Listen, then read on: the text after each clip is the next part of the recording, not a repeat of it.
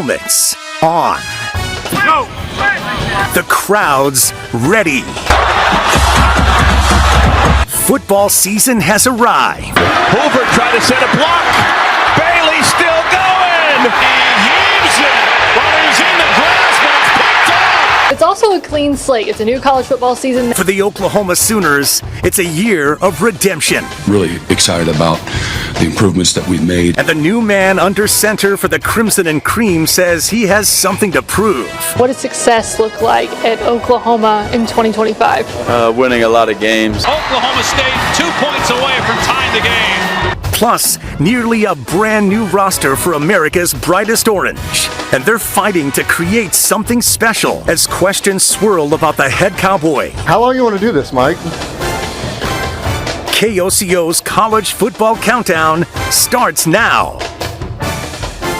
Hey everybody, welcome into the show tonight, the KOCO College Football Countdown. I am Brian Keating alongside Hannah Hoover. Are you ready for football season? Am I ready? I've been ready. You know, this is my favorite time of the year, and I can't wait to see Oklahoma and Oklahoma State get back after it. They want to be a whole lot better than they were a season ago. Both teams last year were a little bit disappointing. We've got a great show for you coming up over the next hour. I talked to the head coach at Oklahoma State, Mike Gundy. It's always interesting to hear what Mike Gundy has to say just about college football, about his own football team, which he's finding out more and more of who they are. I talked with the Big 12 Commissioner, Brett Yormark, about the future of the Big 12, and I thought your conversation with the Oklahoma quarterback, John Mateer, was just outstanding. Yeah, it was so fun to get to learn about him and hear about his personality, which you will get to experience firsthand. He's got a whole lot of moxie, and I think we're going to see that on the field as well. We'll talk to all of them. We've got analyst predictions and season predictions for the Cowboys and the Sooners as they head into the season in 2025. But I want to start at the University of Oklahoma, and the biggest story is the guy that I just mentioned. The new quarterback, it's the Washington State transfer, John Mateer. And he had a great season with Washington State in the Pac-12. Great numbers rushing and passing. The hope is that he can bring that over to Oklahoma and really cause some serious damage for the Sooners. He's a terrific runner. He does have kind of an attitude to him that makes people gravitate to him. The OU defense, I think, that's where they're going to hang their hat. It's Brent Venables. You know they're going to hang their hat on that defense. They hope to be as good this season as they were last season, and maybe even better. They got some big-time players. Pop up the graphic, because I think Oklahoma, if their offense can just come along, they have a chance to be really good. And that Jaden Knott, a running back transfer from California, I think he has a chance to be a super player for the Sooners this season. Definitely, and Oklahoma was high on his list because he wanted to play for the SEC, and that's how it all went down, obviously. But Jaden Knott, he struggled with injury last season. He had a great 2023, so hoping that he stays healthy and can really perform big time for the Sooners. R. Mason Thomas is going to be one of the best players in the SEC, along with Robert Spears Jennings, the outstanding defensive back from just down the street in Broken Arrow. Defensively, I think we know what they're going to be. Offensively, can that side of the football come along? And if they do, Sooners have a chance to be really good. I want to talk about that Oklahoma Sooner offense, and it wasn't that long ago, 12 months ago, Jackson Arnold was considered the quarterback of the future at the University of Oklahoma. That didn't work out, and he transferred to the Auburn Tigers. Here comes John Mateer, and I think OU fans are going to love him. OU fans are going to love John Mateer because he has a whole lot of personality. I was able to talk with him at SEC Media Days to find out who is John Mateer, because I'm sure a lot of people are wondering, what's he like? Well, here he is. Maybe you thought this way, tell me if I'm wrong, a little bit overlooked coming out of high school. Sure. You go to Washington State, you win that starting job, now you're the face of Oklahoma football. Yeah. That's a big accomplishment. Yeah. What is that development like to get to this point? It's been a lot. It's been a ride, and I wouldn't change it for anything. We're competing, we're making each other better. John Mateer flew under the radar as a quarterback at Little Elm High School, just a stone's throw away from Frisco, Texas. He began his college career as a backup at Washington State. Got under-recruited, was committed to Central Arkansas, got the offer to Washington State, knew I was going there. Sat for 2 years behind Cam Ward. He's pretty good, so, I learned a lot. I don't trust anybody more than I trust Cam Ward. But everything changed in 2024 when Ward transferred to Miami. That move opened the door for Mateer to finally take the reins as the starter. Ward would go on to be selected first overall by the Tennessee Titans. Cameron Ward, quarterback, Miami. You know, it's awesome being in this position. Like, not everybody can say they're in this position. You know, it's great. The history is so rich, but I'm blessed to be here. Now Mateer steps confidently into a new spotlight as QB1 for the Oklahoma Sooners. Who was the biggest influence on your life during this process? I mean, I got to talk to a lot of people. I talked to Baker, everybody knows that, and it helped a lot. It's all pretty surreal. I mean, I'm the quarterback of Oklahoma Sooners, you know, it's wild, but I'm here and I feel blessed to do it, and it's close to home, which is great. My family loves it, obviously, because I'm so close. We came together and we figured out Oklahoma was the place to go, and it was history. Okay, you mentioned Baker, so I'll go ahead and go there. Yeah. Jesse Dvorak, Greg McElroy. A lot of people are comparing you to him. How do you feel about that? I mean, it's an honor to be compared to him. I've heard it a lot, which is great. You know, I'm not going to say I don't want to hear it. I wouldn't say I'm exactly like him, but I understand the characteristics that are the same, like the hair, the mindset, I guess the moxie that people like to see. But yeah, we're not exactly alike. He's great, and if I can do what he did here, it'd be awesome. But it's going to be a little different than Baker. What are the differences that we might see off the bat? I'll probably run it a little more than Baker.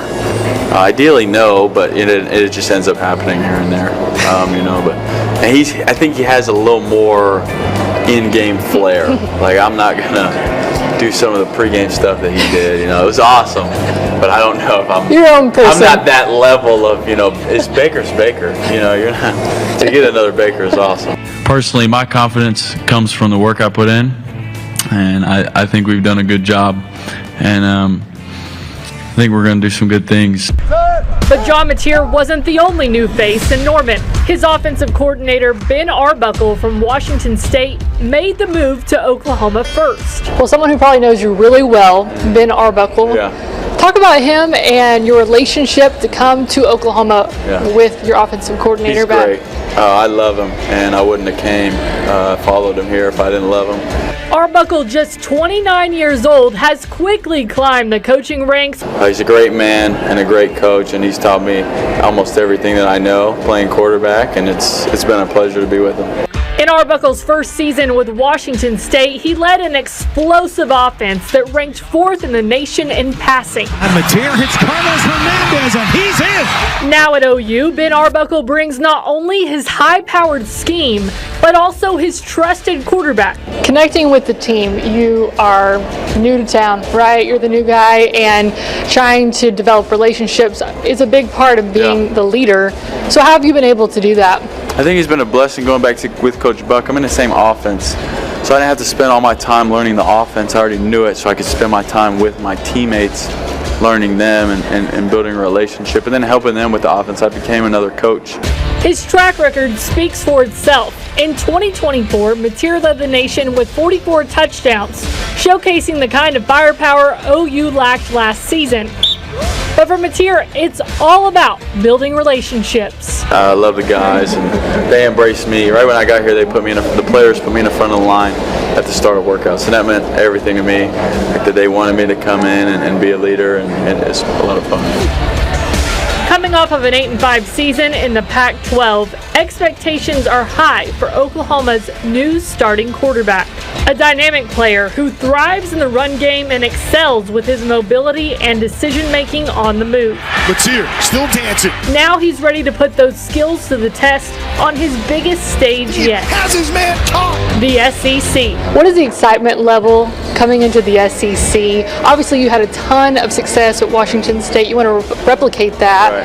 How do you do that, and what's the challenge there? I think, you know, all offseason I've heard, you know, what everybody said and this and that, and we'll see. I mean, I have a great team around me, and they've been working super hard, and I'm proud of them, proud of those guys, and knowing what they'll do, and everybody's going to be a year better, so it should be fun. But what does success look like at Oklahoma in 2025? Winning a lot of games, and building lifelong relationships with the guys and making a lot of memories. I think Sooner fans are really going to like John Mateer. He brings a whole lot of personality, and I have a feeling he's going to be wildly entertaining on the field. All right, let's get to the OSU Cowboys. Let's do Tough it. season in 2024. Here's what I think we know about Oklahoma State. They've made a lot of changes. They're going to have a brand new quarterback, speaking of quarterbacks. And I think it's going to be one of these two guys. They've tried out 4, but I think Zane Flores is the redshirt freshman from Nebraska. Hoss Haney, a transfer from TCU. Both young guys, different players. Zane Flores is more of the passer. Hoss Haney is more of the runner, and very athletic, I might add, but I think he can pass it as well. We'll see who they end up going with. They're looking for playmakers. I like this kid, the young freshman running back, Rodney Fields Jr., had an outstanding end to the season last year. Can he be a guy to help the Cowboys as they move forward in 2025? It's interesting because I talked to the head coach, Mike Gundy, and he said, I really don't know a whole lot about my football team. I'm sure he knows more now. Definitely. But I got to talk to Mike Gundy one-on-one to talk about the Cowboys and what they expect in 2025. What should OSU fans be excited about watching your football team play this year? We'll be fast. We'll be physical. We'll be exciting offensively to watch, in my opinion. The things we'll do. We have to stay healthy. This season might be Mike Gundy's biggest challenge in his 20-year tenure at Oklahoma State. Not only will the Cowboys have a brand new quarterback and at least 17 new starters on offense and defense, but Mike Gundy has an entirely new staff that includes 13 new coaches, a brand new offensive coordinator, and a brand new defensive coordinator. Big changes after losing 9 straight games to end the season, finishing 3-9. It was the worst record in Mike Gundy's career. And there's the shot, wide open. And that ball is picked off. That pass picked off. Intercepted.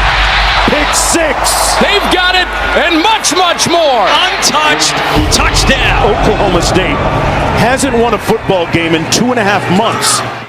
You made it a point to talk about all the success that you've had over the course of time and during your tenure. I assume that gives you confidence thinking, coming off of a season that was disappointing, how you bounce back and do it in a hurry. Yeah, I don't have any lack of confidence in what we can accomplish. There's going to be more parity across college football in the years to come, and even more so now with the transfer portal. That side, in my opinion, is going to look a lot like the NFL. One thing that's concerning to me with the way college football is, we don't have a lot of spare quarterbacks laying around that have experience. Nobody in the country does, okay? That's a little scary. So we need to stay healthy, but I feel like that we'll have an exciting brand of football on both sides of the ball that the fans will be like, I'm glad I came to watch this. Oklahoma State will debut a brand new quarterback or 2 to start this season. And in some of Oklahoma State's most memorable seasons, they've had a dual threat quarterback. That means running and passing. But it comes with a warning for Mike Gundy because he's been burned before. Going all the way back to Zach Robinson and J.W. Walsh or Spencer Sanders. All of them battled injuries at different times in their career. Does the quarterback thing, does that make you second guess guys who can run around a little bit because they get hit a little more often? Those discussions have taken place. Yeah. So I think it's everybody in the country that, okay, you've got a guy that you feel like can help you win games. He's mobile. We all know that a quarterback's mobile gives you a better chance to win games, right? Mm-hmm. But the guy backing him up's never played before. So do I use him as much as I think I should? I think that's a factor now. It's interesting, the parity in this league, and everybody talks about the parity in the Big 12, and that's obviously true. Do you need 1 or 2 of you guys to take a step forward and become more of a dominant force in this league? I think that people feel like in the big picture for national exposure that has to happen. But I'm a common sense person. I'm going to use common sense here. So whenever the playoff committee is going to pick what would be the remaining, let's say it's 11 teams, let's say it's 5-11, okay? are they going to rely on what has been past history or what those teams did this year? So I wouldn't argue that it would help, but when I use common sense, I'm going to look at Arizona State last year. It would have been ashamed if they didn't win the league and they had a 10-win season to not put them in, because they very well and almost could have advanced past a pretty good football team that had invested a lot of money. Had Texas beat. Right. So that's why I think from a common sense standpoint, it shouldn't matter, but maybe it does. That's part one with the head coach of the OSU Cowboys. We'll have part two with Mike Gundy later on in the show. Thousands of fans will flock to Norman and Stillwater in the upcoming weeks to support their home teams. But what about when the Sooners and Cowboys hit the road? One fan we caught up with hasn't missed a game since 1991. We're going behind the scenes of their game day traditions. I want to talk a little OSU Cowboy football, kicking off the season opener on Thursday night at home against Tennessee Martin. But for the Cowboys, a schedule that it's manageable, but they got to figure out a way to win some games. And I think the home opener for the Big 12 against Baylor, I think that's awfully important. It's a very important game because they're going to be excellent this season. Also, Oregon, this is a big non-conference game for the OSU Cowboys. In the second half of the schedule, it gets more difficult. You got more road games, but this one right here at home on November 15th, I think that's an important one for the Pokes. I have that one circled. Texas Tech also is another big one. It's a lot of parity in this league for Oklahoma State. Can you get to bowl eligibility is the question for OSU. As far as the Oklahoma Sooners, they got one of the most difficult schedules in all of college football. And I think really fun for the Sooners. Lots of fun. Auburn, you have to circle because it's Jackson Arnold versus John Mateer. That's a big headline. Also, Texas, Red River rivalry. You know that one's a fun one. Mateer, Manning on full display. You think you'll hear Mateer and Manning a couple times? Yeah, Michigan in week 2. I cannot wait for that. The second half of the SEC schedule, boy, it is brutal. Road games at Tennessee, at Alabama, and you close the season. That one's going to be fun against LSU. LSU is going to be a big-time game. It's really a tough back half for OU, and they have a big task ahead in 2025. You're going to have tens of thousands of fans traveling to Norman and Stillwater every game day, every Saturday, every time they play. And some people, you know what, Hannah, they make it their mission never to miss a game, home or road. KOCO's Elise Jones talked to our university's biggest super fans, counting down the days until college football season finally kicks off.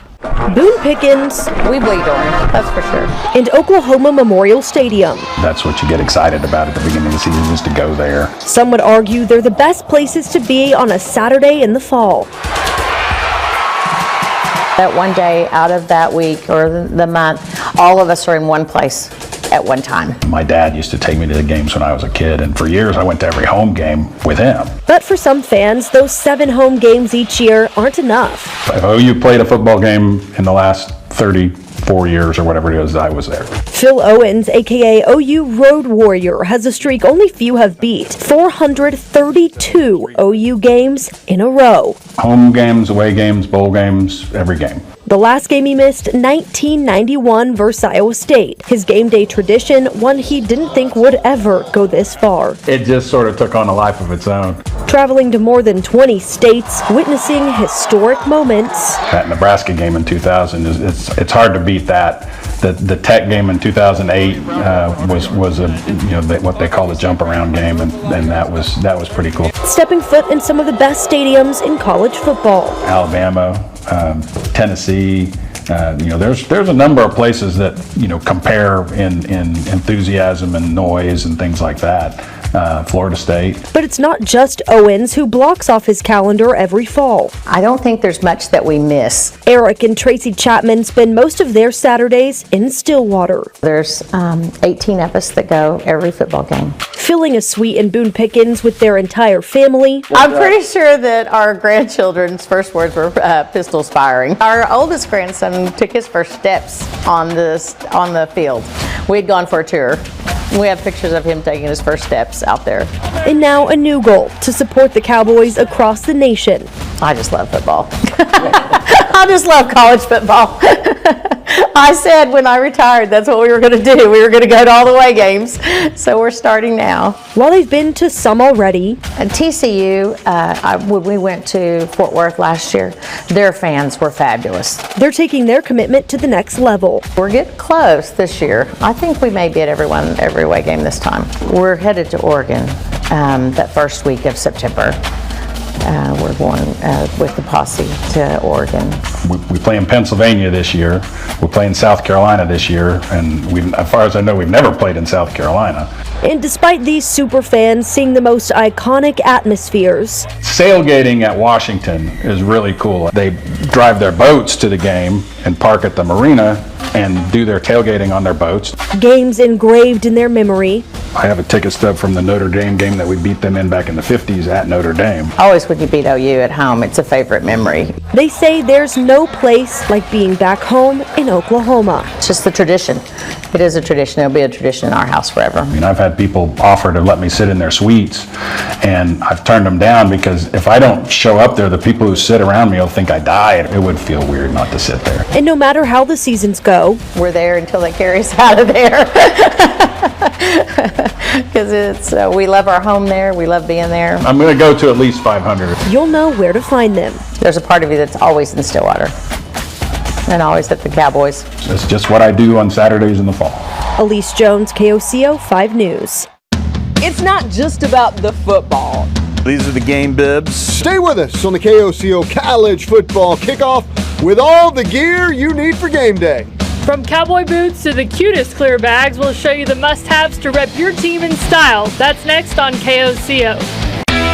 Dusty Dvorak, two-time All-Big 12 defensive lineman, one of the best to ever do it for Oklahoma. In the early 2000s, he used to get after the quarterback. Now he is one of the best analysts at ESPN, and nobody knows the Oklahoma football program better than Dusty Dvorak. I am curious what you are most interested in watching Oklahoma football this year. Great question. The offense, John Mateer. I'm not excited. I think he's brought a swag and a bravado to the locker room that was much needed.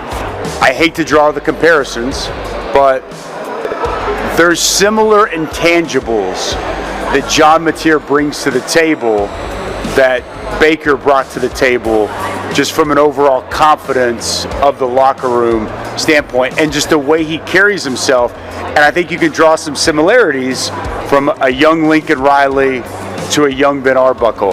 That's setting a high bar. I mean, those guys did a lot together, and I'm not saying they have to get there, but how does that not intrigue you? How does that not draw a ton of interest heading into the season? For OU fans who hadn't seen a lot of John Mateer, what are they going to be watching in the fall? Athletic. The guy can move around very well. Play breaks down. Offensive coordinator Ben Arbuckle's not always going to call the right play. He can make a bad play good. And I think that we're going to see a lot of that. And I think just genuine excitement on the football field. I mean, again, running down, celebrating with your teammates after you throw a touchdown. It's the Baker stuff. Where'd we see that before? Yeah. That again, I don't think the guy's trying to emulate Baker. I just think that's who he is. Got to ask you about Brent.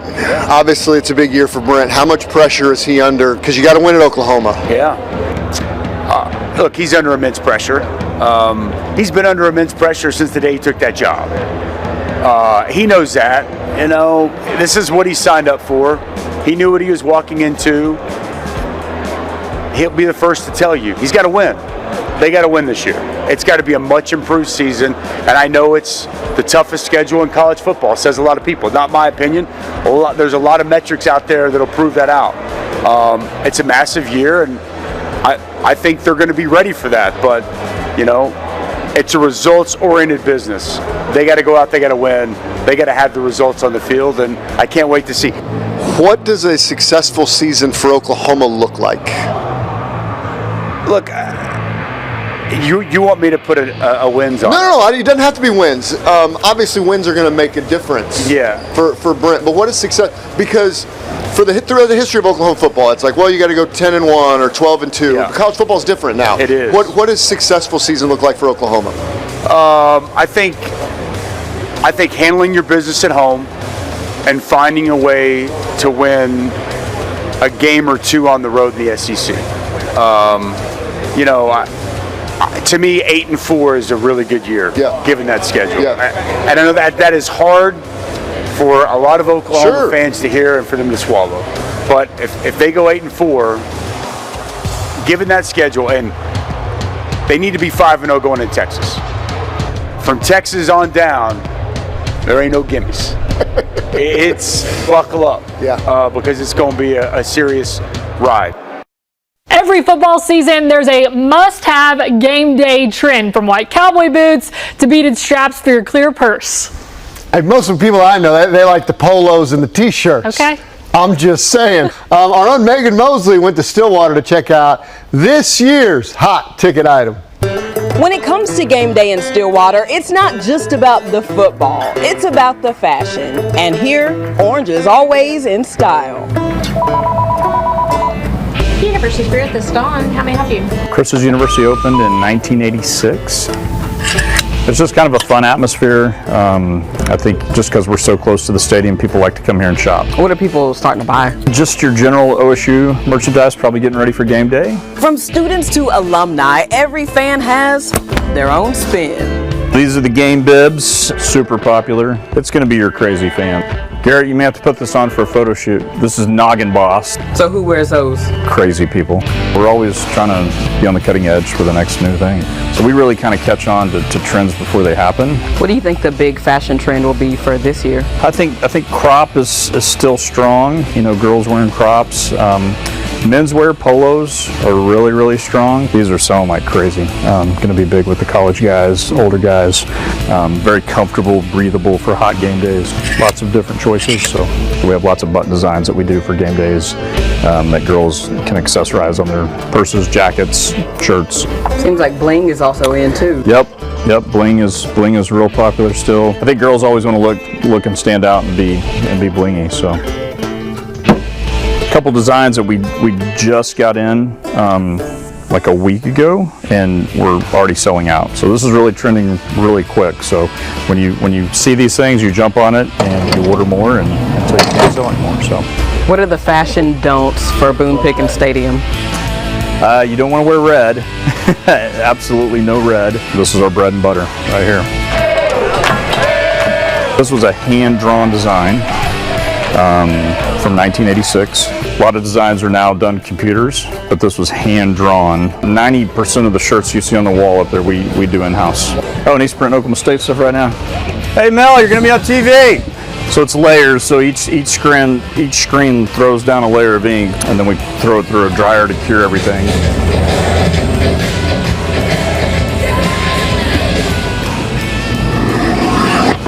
How do you all stand out from any other shop or boutique here? Well, I'd say we've been here for almost 40 years. We're on Campus Corner, have always been on Campus Corner, so I kind of say we're the place to be on game day. Stay with us on the KOCO College Football Countdown for part 2 with the head coach, Mike Gundy. How long you want to do this, Mike? My candid conversation with the head coach of the Pokes. Welcome back to the KOCO College Football Countdown. I'm Brian Keating. She's Hannah Hoover.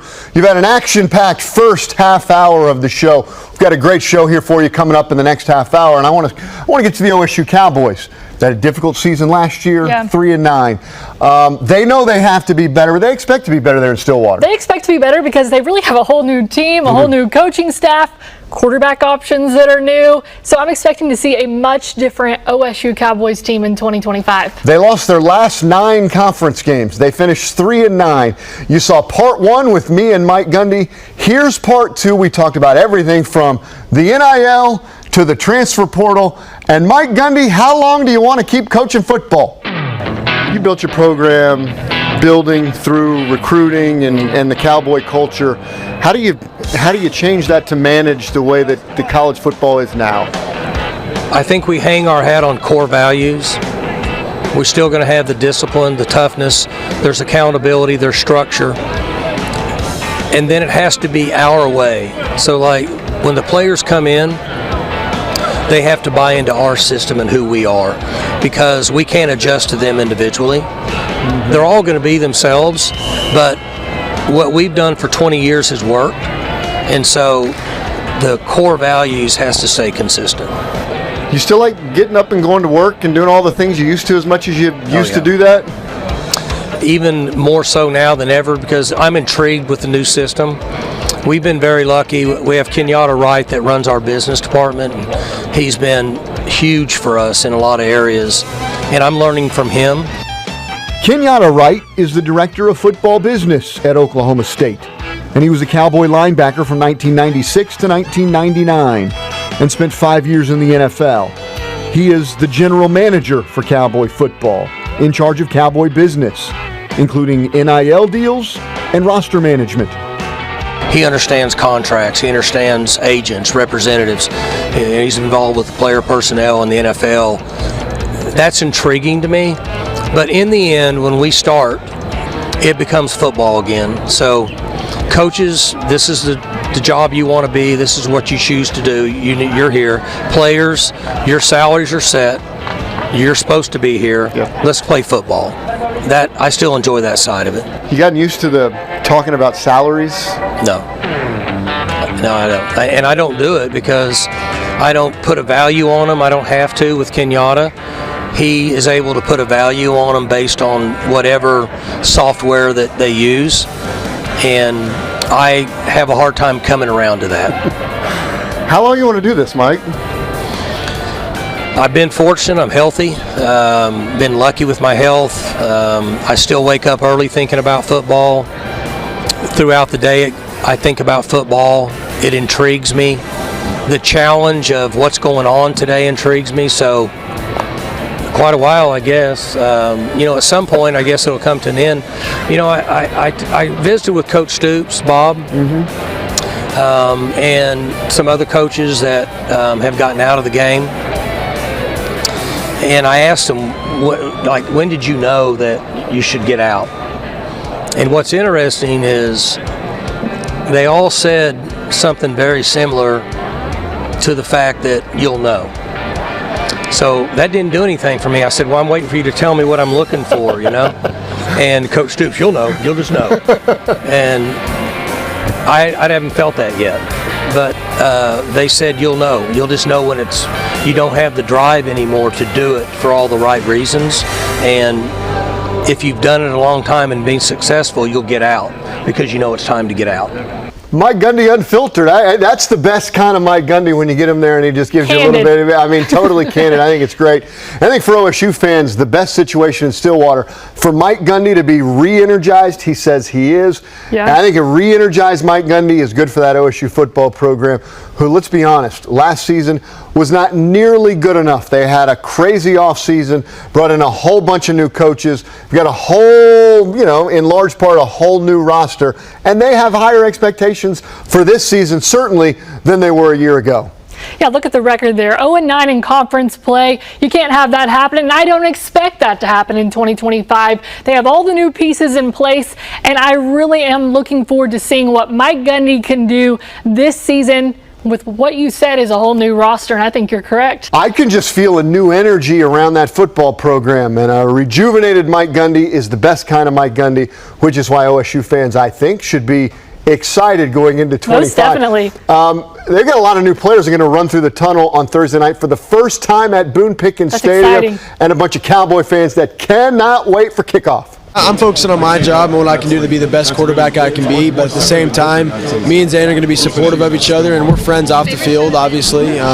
We respect each other, and we know we're both really good players, so we're just here to do whatever we can to help this team win. I think I'm pretty even keel mentally. I think that's probably my strong suit, not getting too high, not getting too low. I like to throw the ball around, obviously, but I think I can run too, use my legs when I need to, so yeah.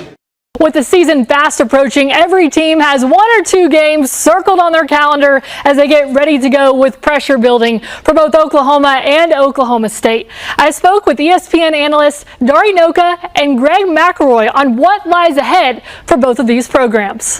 What does this season need to look like, in your opinion, for OSU? I think last year was kind of a perfect storm. It's never as bad as it seems. It never as good as it seems. Like OSU is one of the teams that I point to from last year, not that dissimilar to Florida State, where like everything that could go right the year before went right, and everything that could go wrong the next year went wrong. And I don't think there's any chance of that being replicated. Oklahoma State did not win a single Big 12 game in 2024.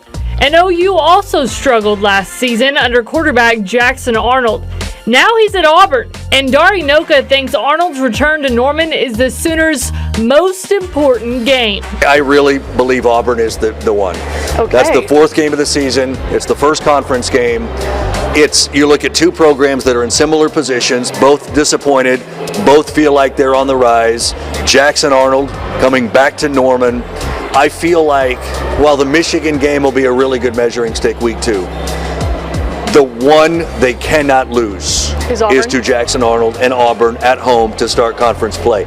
And the next big challenge for the Sooners, OU Texas. When you talk about OU Texas, though, it is such a great game, but now you've got two different quarterbacks behind center.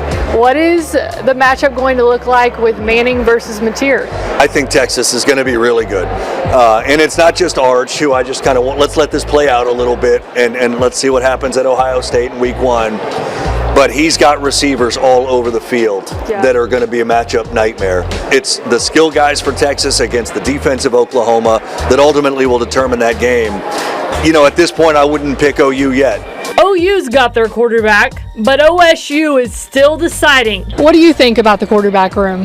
Regardless of who they go with, because we don't know enough about either to really say what they're capable of or what the offense is going to look like with them at the reins, I'm really optimistic about the coordinator that's calling the plays, and Doug Meacham, because Doug Meacham's had running quarterbacks, he's had passing quarterbacks, he's had great success pretty much everywhere he's been.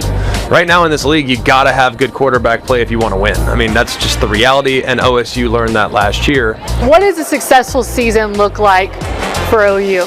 If we see that they made the right moves, personnel-wise, they brought in guys that fit. Defense stays strong, offense takes big strides.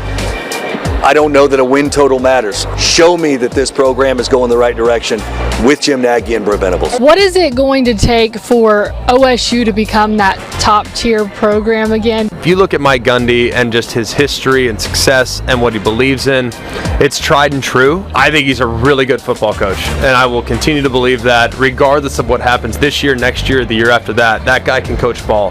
But now it's about putting the team together that can allow them to go reach their potential, and that's the question that remains to be seen. What do you think the national conversation around the Big 12 is? We're an innovative conference. We're an emerging conference. The Big 12 may have fallen outside of the top 10 college football rankings, but Commissioner Brett Yormark is confident in his conference. Oh, he believes. And Mike Gundy calls him the best commissioner in all of sports. We're one-on-one with the commish next on the KOCO College Football Countdown. I want to change directions. I want to talk about the Big 12 Conference, and the first thing I want to do is I want to talk about the top 10 teams in all of college football. The top 10 is littered with schools from the Southeastern Conference and the Big 10, and nobody, Hannah Hoover, from the Big 12. I think it's a little bit of a miss, honestly. There's a lot of great Big 12 programs. I can see them using this as an edge, a little underdog mentality. The underdog mentality, but it does show you kind of the respect or lack thereof in some ways of what the Big 12 Conference has become. So I talked to the commissioner, Brett Yormark, who Mike Gundy calls the best commissioner in all of sports on the Big 12 now, and what he sees the Big 12 moving forward. Why are you so bullish on the future of the Big 12? I'm very passionate about the Big 12. I came here with, I guess you could say, some ambitious plans. I wanted to connect a culture. I wanted to get on the consciousness of current and future student athletes. I wanted to modernize and contemporize the conference. I wanted to be a national conference. And now I love the trajectory of where we're going. Everything's in place to really start performing at the highest levels and evolve to become truly a great conference. So that excites me. And I think this year is a big year for us. Brett Yormark is remarkably optimistic about the future of the Big 12 Conference. But in an era of college football that's turned into a conference arms race, the Big 12 has ground to make up. In 2024, the Big 12 was 4th in conference payouts, and they were well behind the Big 10 and the SEC. And for a second year in a row, the Big 12 does not have a team ranked in the preseason college football top 10. What do you think the national conversation around the Big 12 is? We're an innovative conference. We're an emerging conference. People didn't think we'd be here today. Not only are we here, we're ready to thrive. I know our national profile is greater than it's ever been. And sometimes you have to step out of collegiate athletics to hear that noise, which is all good, and I do. You know, I come from a place that's a little different than where I reside today. So I'm hearing the accolades, and I'm hearing about the progress. But there's more work to be done. And this partnership is all about. And there appears to be some momentum. This summer, the Big 12 Conference announced partnership deals with Microsoft and PayPal. And Yormark bragged about the Big 12's social media, announcing they were the second most followed conference on Twitter and Instagram. Your MOP of the 2024 Dr. Pepper Big 12 Championship is... And one of the most popular innovations for the Big 12 Conference, their partnership deal with the popular sports entertainment company, WWE. Are you ready? You know, I kind of look at us as a bit of a mature startup. We've just really got started. There's so much growth ahead of us, but you also need to celebrate success along the journey. And we've had some great success over the last 3 years. I mean, how we're building this thing and setting ourselves up for the future. Legends from these programs. And Yormark hopes the future is now. Last season, the Big 12 was the only Power 4 conference to have only one school selected as part of the 12-team college football playoff. And Arizona State lost their playoff opener to Texas and the SEC. How do you just assure that the Big 12 at this time doesn't fall behind maybe the SEC and the Big 10? Just doing my job every day. How do I create more value for our membership? How do I continue to enhance our profile and narrative? How do I work with our TV partners to continue to elevate and amplify and storytell around our 16 great institutions in our conference? There's lots of ways that I can lean in and assure that we stay on the path we're on, and I feel very confident that we will. Of the 16 members of the Big 12 Conference, collectively, they're only credited with 6 football national championships. And the most recent was Central Florida in 2017, who finished that season 13-0, but wasn't selected to play in the playoff. And it wasn't until months later that UCF had their claimed national championship officially recognized by the NCAA. And before the Knights, you have to go all the way back to Colorado in 1990 and BYU in 1984. You've talked a lot about the parity in the league and how everybody... Do you think, though, you need someone to step out of that parity shadow and really take the lead for the Big 12 to take the next step? Yes, we do. You know, I think parity is great, and I think we are the deepest conference in America, top to bottom, but ultimately need some outlier brands that are a part of that national conversation year in and year out. And I think we're getting close to that. What do you think success in the Big 12 looks like over the next 10 years? Being the best version of ourselves. That truly, for me, is to be the best version of ourselves, to be to be part of the conversation year in and year out. You know, when you think about the Power 4 conferences, to cement our place, you know, within the best conferences in America, and we're not there yet. You know, if you think about it, we've added 8 schools in the last 2 years, in the last 24 months. It takes time to integrate them, for them to buy into the culture, for them to be part, you know, of what we're building here. I think we're prepared for greatness. I truly believe that. Foundationally, we've set ourselves up for great success. And I think ultimately in time we'll be the best version of ourselves, but I think that's going to take a couple of years. Stay with us on the KOCO College Football Countdown. The picks are in for the Sooners and Cowboys. We'll tell you how many wins we're thinking for each team up next, right here on the KOCO College Football Countdown. It is that time for season predictions. How many wins for the Sooners? How many wins for the Cowboys? They got to be better, right? They've got to be better. Both teams. Both have got to be better. Here's the deal. Take this with a grain of salt because let's rewind. This is how we picked the Sooners and Cowboys last year. Roll it. If they can win 9 games, it could be dangerous. If Jackson Arnold plays great, OU's got a chance to win 9 games. Oklahoma State right here one of the favorites for the Big 12 championship. Yeah, one of the favorites for sure. Ollie Gordon, it's going to be his show. They're set to have a really big season as well. I think they will win 10 games. I think they will get back to the Big 12 championship game, and I think they've got a real chance to be the best team in this league and maybe get to the college football playoff. Did I say college football playoff for the Cowboys? Didn't go that way. Didn't go that way. I picked the Sooners to win 9, they won 6. Picked the Cowboys to win 10, they won 3. We got to be better this year. How many wins for the Sooners? Okay, I'm going to say 8 to 9 wins for the Sooners. You know what? I'll just go ahead and say 9. I said that last season, and I'll commit to it. 9 wins for the Sooners because this is a team that has a great defense. They've been dominant last year, and I think they're going to be dominant again this year. And as far as John Mateer goes, they're going to get, in my opinion, a lot better quarterback play from him. They've got more pieces to work with, and I think that Ben Arbuckle's offense will really shine this season. I have some faith. Defensively, they're going to be awesome. They're going to be one of the best defenses in the country. They got the toughest schedule, or one of the toughest schedules in all of college football. I think 8 wins for Oklahoma, and I think that does show progress. If John Mateer's great, maybe you can push it to 9. I got to wait and see on John Mateer. Okay. We'll see on Saturday at home against Illinois State. How about for the Cowboys, who open up on Thursday against Tennessee Martin? It's hard for me to see a scenario where they win more than 5 games. I can see them winning 6, but the Big 12 has a lot of parity. They're going to play Baylor, who is one of the better teams in the Big 12, and that's a game out front of the gate. They've also got Oregon. It's a non-conference game, second game of the season, and K-State. So it's not going to be easy, and they really have to take advantage of those home games that they have. You got to win your home games. You got to get better quarterback play. They expect to have better quarterback play. We'll see that as well. Whichever quarterback they decide to go with for the rest of the season, and we'll find out a little bit on Thursday night. I've got the Cowboys at least to bowl eligibility. Let's go. Mike Gundy missed a bowl in his first season, and he missed a bowl game last year. In between, they went to bowl games. I just have faith in Mike Gundy to get this program at least moving forward. He's been too good a head coach for too long. I think bowl eligibility shows progress within this organization. It shows progress where OSU fans can at least say, okay, a sigh of relief. We're a sigh of relief after what happened a season ago.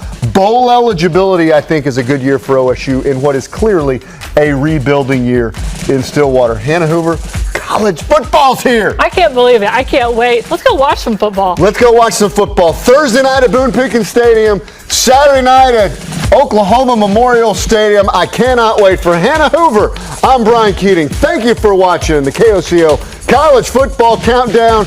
Enjoy the season, everybody.